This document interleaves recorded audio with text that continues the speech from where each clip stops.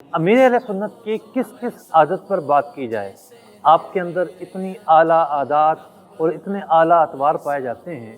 کہ بندہ حیران ہو جاتا ہے کہ آپ کی شخصیت کو لے کر کس موضوع پر گفتگو کی جائے۔ آج بھی جو میں گفتگو کرنے لگا ہوں، پہلے ایک موضوع سامنے تھا، پھر سوچا کہ چلو اس عادت پر بات کی جائے، پھر ذہن بنا کہ نہیں اس عادت پر بات کی جائے۔ تو ہر عادت آپ کی ایسی ہے کہ جو دوسری عادت سے ممتاز ہے، اور بہت ساری ایسی عادات ہیں کہ جو معاشرے میں خال خال پائی جاتی ہیں، اور آپ بلا شبہ ایک ہمہ جہت شخصیت ہیں۔ امیر اہل سنت کے اندر ایک بڑا نمایاں پہلو یہ پایا جاتا ہے کہ آپ حرمت مسلم کا بڑا اہتمام کرتے ہیں۔ اب ذرا اندازہ لگائیے کہ ایک شخص جس کی پوری زندگی عملی جد و جہد سے مشتق ہے، پوری زندگی ایک ایکٹیویٹی ہے، ایک تحریک ہے، ایک متحرک رہنا ہے، تو نہ جانے کتنے لوگوں سے واسطہ پڑتا ہوگا۔ شہر شہر آپ گئے ہیں، مسجد مسجد آپ گئے ہیں۔ جب بندے کے اتنے زیادہ تعلقات ہوں، لوگوں سے اتنا زیادہ میل جول ہو، ٹھیک ہے آج کل میل جول محدود ہو گیا ہے، لیکن پہلے کی زندگی تو ایسی نہیں تھی۔ تو ایسے موقع پر جب یہ کیفیت ہوتی ہے تو پھر بہت سارے لوگ ایسے ہوتے ہیں جن سے ایذا بھی پہنچی ہوتی ہے، تکلیف بھی پہنچی ہوتی ہے، اور پھر ایک تحریک کا بانی، ایک تحریک کا قائد، اتنی بڑی فالوئنگ، محبت کرنے والے بھی ہوتے ہیں اور حسد کرنے والے بھی ہوتے ہیں، ہر طرح کے لوگ ہوتے ہیں۔ ایسا ممکن نہیں کہ کہیں آپ کو ایذا نہ پہنچی ہو۔ ممکن ہے کسی نے مالی طور پر آپ کو نقصان پہنچایا ہو، کسی نے قولی طور پر آپ کو نقصان پہنچایا ہو، کسی نے بدنی طور پر آپ کو نقصان پہنچایا ہو، لیکن ہم نے آج تک یعنی آپ کی بارگاہ میں جلوت کی محفلیں بھی اٹینڈ کی ہیں، اور کثیر مواقع پر بہت محدود سطح پر یا تنہا طور پر بھی آپ کے ساتھ بیٹھنے کی ساتھ ملی ہے، لیکن کہیں بھی ہم نے یہ نہیں دیکھا کہ آپ نے کسی پر تان کیا ہو، کسی کا نام لے کر، کسی شخصیت کے تعلق سے، کسی بندے کے تعلق سے، تھرڈ پارٹی کے تعلق سے، اس کی ذات کے تعلق سے کوئی تحقیر آمیز جملہ کہا ہو، کوئی ایسا جملہ کہا ہو کہ جس سے اس کی شخصیت میں کمی محسوس ہو، جسے ہم ہوٹنگ کہتے ہیں۔ آپ کی زبان سے کبھی کسی مسلمان پر ہوٹنگ کا کوئی جملہ نہیں سنا، تان کا کوئی جملہ نہیں سنا، کسی کی آپ برائی بیان کر رہے ہوں یہ ہم نے نہیں سنا۔ یہ کیوں ہے ایسا؟ یہ اس لیے ہے، اس کے پیچھے حرمت مسلم،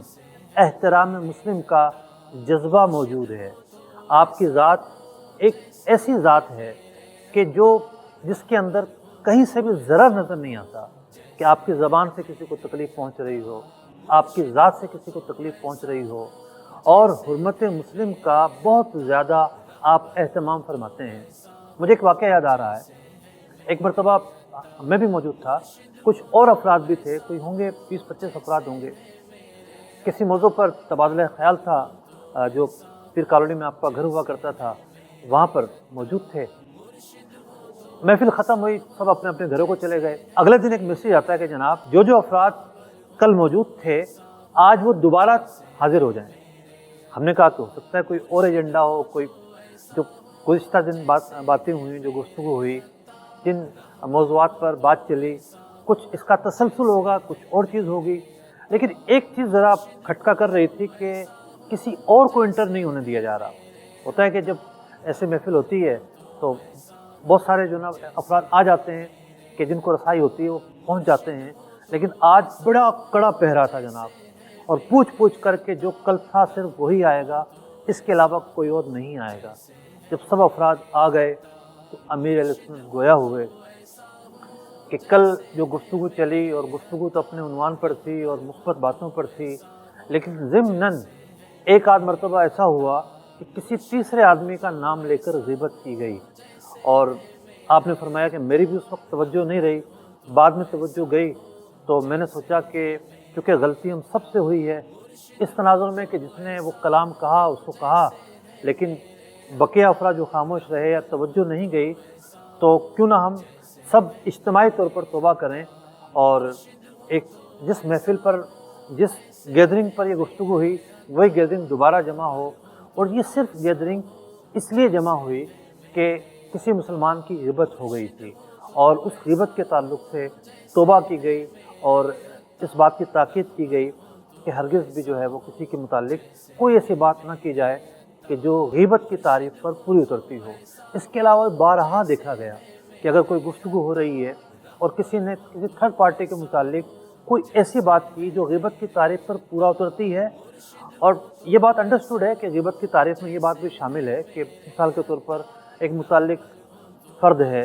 یا آپ ایک تحریک کے آپ سربراہ ہیں، تحریک کے قائد ہیں، تو بہت سارے افراد ایسے ہوں گے جن کی شکایت آپ کے سامنے بیان کی جا سکتی ہے، لیکن بالکل ایک تھرڈ پرسن ہے، اس کے متعلق کسی نے کوئی ایسی بات کہہ دی تو آپ اسی وقت اسے روک دیتے کہ نہیں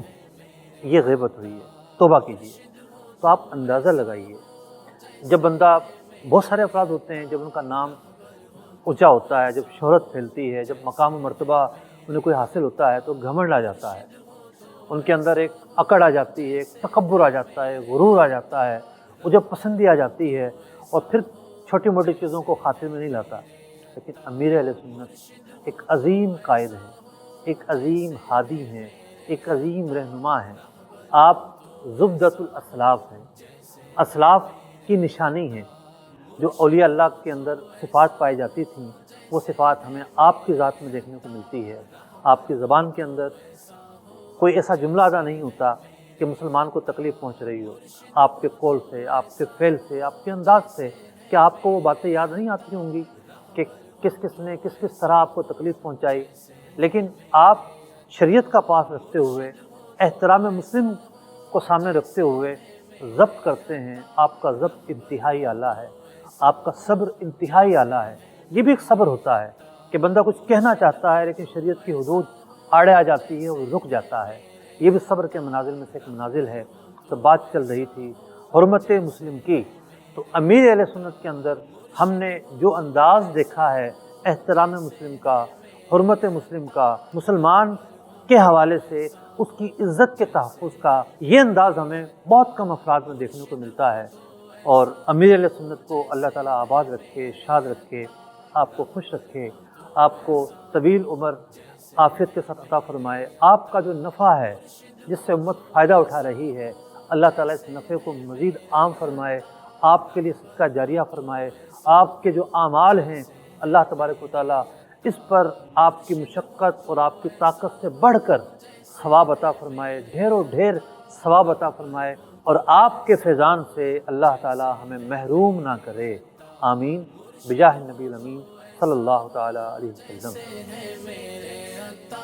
راہبر ہو تو ایسا ہو جیسے ہے میرے عطا۔